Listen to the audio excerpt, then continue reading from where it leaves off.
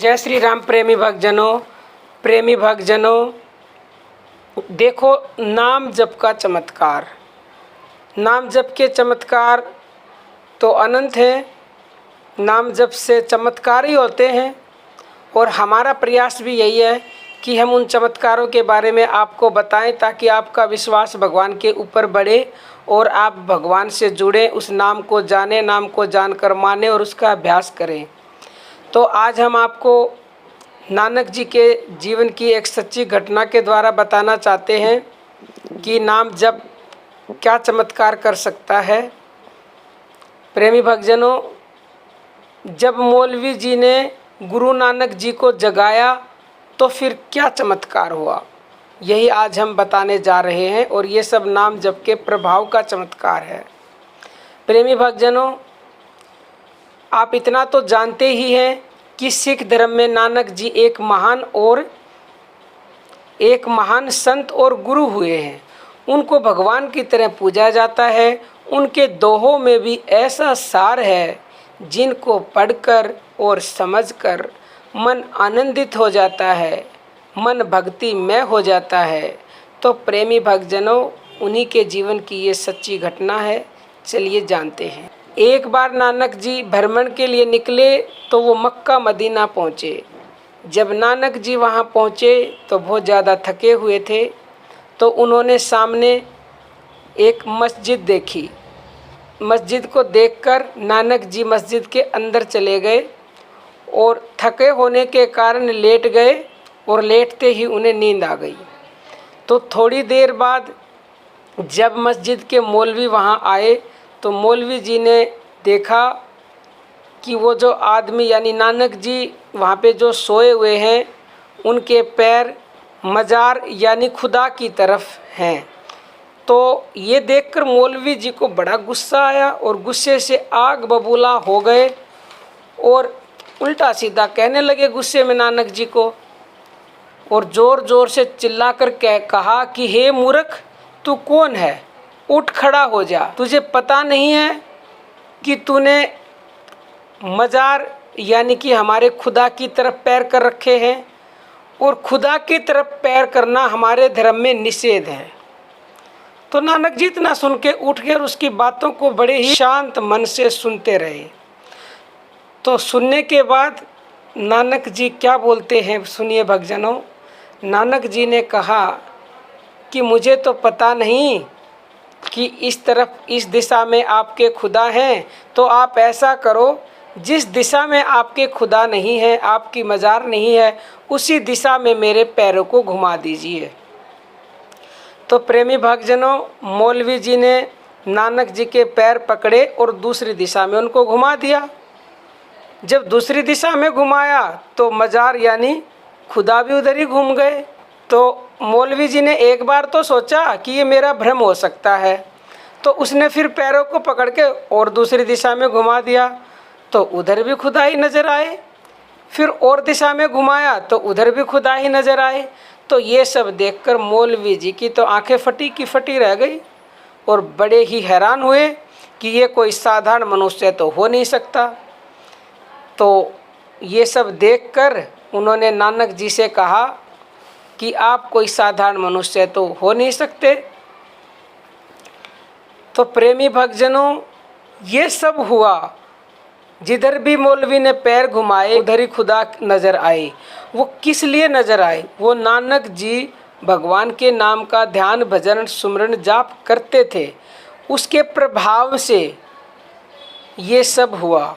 यानी जिधर नानक जी के पैर घूमे उधर ही खुदा नज़र आए। इतना प्रभाव है इस नाम जप का।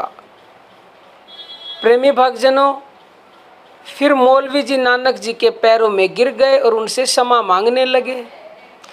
तो प्रेमी भक्तजनों, नानक जी को बिल्कुल भी गुस्सा नहीं आया। तो इतना देखकर मौलवी जी ने कहा कि मैंने आपको इतना उल्टा सीधा कहा, आपको अभी भी गुस्सा नहीं आ रहा? तो प्रेमी भक्तजनों, नानक जी ने कहा, क्षमा बड़न को चाहिए छोटन को उत्पात, कहा रहीम हरि को घटियो जो भृगु मारी लात।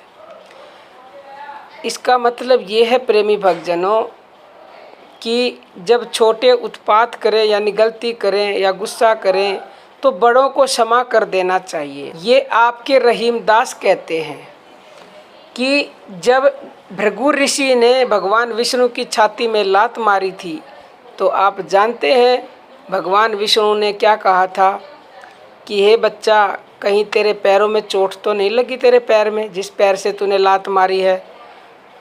तो ऐसे होने चाहिए बड़े। तो नानक जी भी ऐसे ही थे, उनको बिल्कुल गुस्सा नहीं आया और उसको माफ़ करते क्या, उन्हें तो गुस्सा आया ही नहीं। तो शांत स्वभाव से फिर उत्तर दिया उन्होंने उसकी प्रश्न का। तो ये तो प्रेमी भक्तजनों, मौलवी ने पूछा कि आप मुझे इतना तो बता दीजिए कि आप हैं कौन। तो नानक जी ने कहा, मैं भी आप ही की तरह एक साधारण इंसान हूँ, लेकिन मैं हर जगह हर दिशा में भगवान को देखता हूँ। भगवान एक जगह नहीं है, एक ही दिशा में नहीं है, कोई जगह ऐसी है ही नहीं जहाँ भगवान ना हो।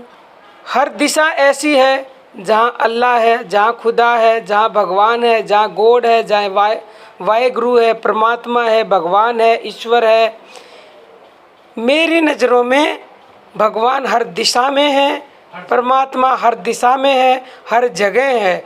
और मेरी नज़रों में सब भगवान एक हैं और मैं उस एक के नाम को जानकर उस एक के नाम का ध्यान, सुमरन और जाप करता हूँ। और ये सब नाम जाप का ही चमत्कार है।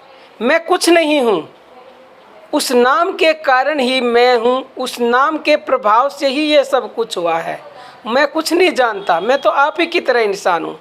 देखो प्रेमी भक्तजनों, नानक जी का बड़प्पन, मतलब अपने ऊपर मैं नहीं उनको आया कि मैं सब कुछ हूँ। उन्होंने कहा इस नाम का प्रभाव है, नाम की वजह से ही सब कुछ हुआ है और जो कुछ भी किया है नाम ने ही किया है, क्योंकि वो उस एक नाम को भजता है, एक नाम को जपता है, उसने नाम को जान लिया है प्रेमी भक्तजनों।